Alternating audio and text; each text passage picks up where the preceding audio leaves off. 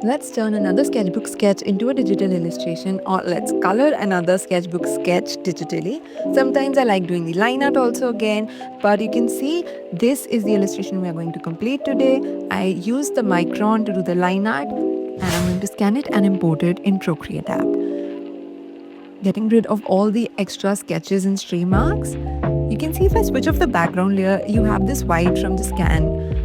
To get rid of that, you can simply copy it, add a new layer, select mask, and on the layer attached to the mask, fill it with black. On the mask layer, paste what you copied, and now invert it.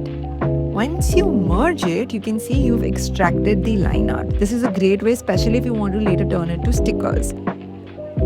Now I'm going to place the illustration in the center, enlarge it a bit, and then use a watermark. I'm also going to do the line art again and see the difference. Sometimes what happens is if the sketch or the line art is smaller and when you import it and you enlarge it sometimes looks blurry and pixelated. You can also see that before scanning, I should have erased the sketch, but usually I like how the sketch peeps through the line art to have that hand-drawn vibe, but not really much in the lettering. So I'm going to do the lettering again using the dry ink brush, but I modified it to have like a monoline brush with a little bit of texture to it. Adding Doodle sparkles to brighten up the illustration. Now I'm going to duplicate this, reduce the opacity and fill it with some other color so that it's easier for me to do the line art here in Procreate app. Then we're also going to compare which one looks better before actually starting to color it. This is drying brush that comes with Procreate. It's pressure sensitive because of which I'm getting the line variation, and it's tapered at the end because of which you have the pointed edges of the pen when you lift the pen and you start again. I find it very therapeutic to watch people doing line art, so I thought why not include the entire process, but I didn't really want the video to be too long or boring to watch, so I sped up the process.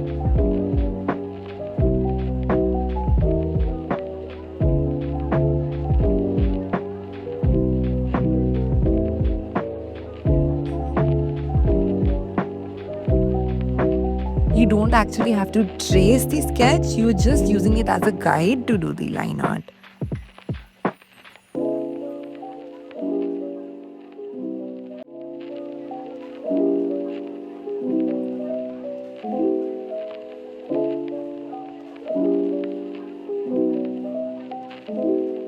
Would like to change the placement of the lettering a bit, so doing that again, changed my brush to monoline drying again, and now I'm going to change the color back to black, reduce the opacity to have that sketch peeping from behind kind of look. These are both of the illustrations side by side. On the left we have the one done with Micron traditionally, and on the right we have the one done digitally on iPad using drying brush. You can check and zoom in. If it looks a little blurry or pixelated, you can redo the line art digitally like I did, or if you're happy with how it's looking in the scan itself, you can go ahead and go with that.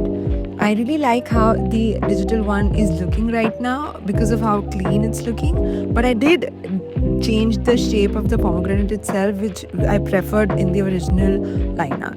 Now, using the Eagle Hawk brush and tuning the color dynamics, you can see every time I lift my Apple Pencil, you can see the color or hue changes a little bit.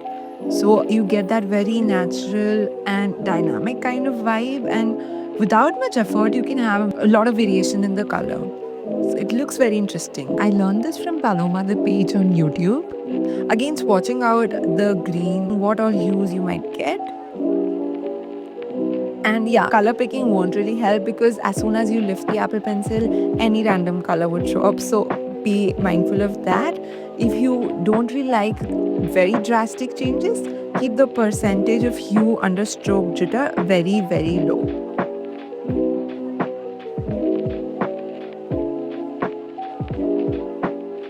It gives a very natural painterly vibe, which I really, really love. And it's super fun to color this way. You can also simply just color drop.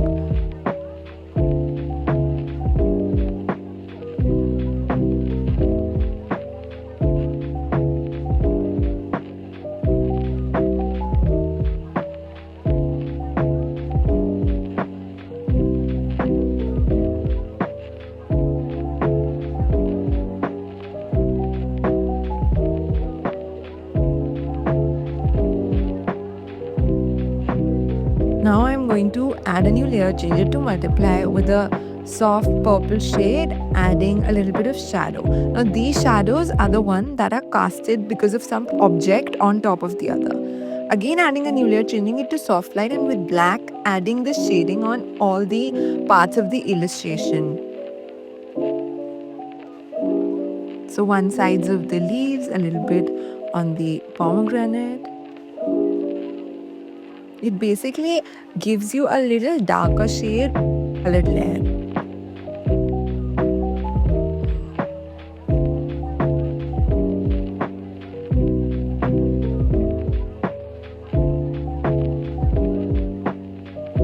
Now with white on the soft light layer itself, you can add highlights. Again on a new layer, using white, I further draw these lines on the edges of the leaves and the pomegranate to show even more cartoony highlights. This was the illustration that we colored digitally, and this is the final result. I hope you enjoyed watching this video. If you did, don't forget to like it and leave this emoji if you watched till the end. I'll see you in the next one. You can watch this video next.